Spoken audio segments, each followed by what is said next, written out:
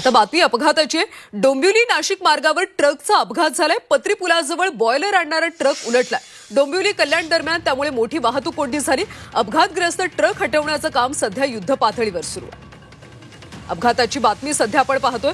डोंबिवली नाशिक मार्गावर ट्रकचा अपघात झाल्याचं पाहायला मिळते. पत्री पुलाजवळ बॉयलर आणणारा ट्रक उलटलाय. त्यामुळे डोंबिवली आणि कल्याण दरम्यानची वाहतूक खोळंबलेली आहे. सध्या तिथे मोठी वाहतूक कोंडी झाल्याचं पाहायला मिळते.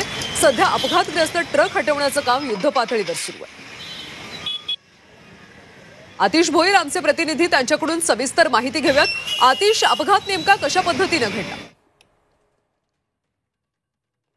जो पत्रीपूल आहे त्या पत्रीपुलाचा जो बॉयलर आहे, हा बॉयलरचा जो पुढे असणारा जो पुलर म्हणतात, त्या पुलर जो पलटी झाल्यामुळे प्रचंड कल्याणमध्ये वाहतूक कोंडी झालेली आहे. अंबरनाथच्या MIDCच्या ठिकाणावर हा निघालेला होता आणि तो नाशिक मार्गे जात होता. सकाळी 5:30 वाजता हा जो पुलर आहे हा पलटी झाल्यामुळे प्रचंड अशी वाहतूक कोंडी झालेली आहे.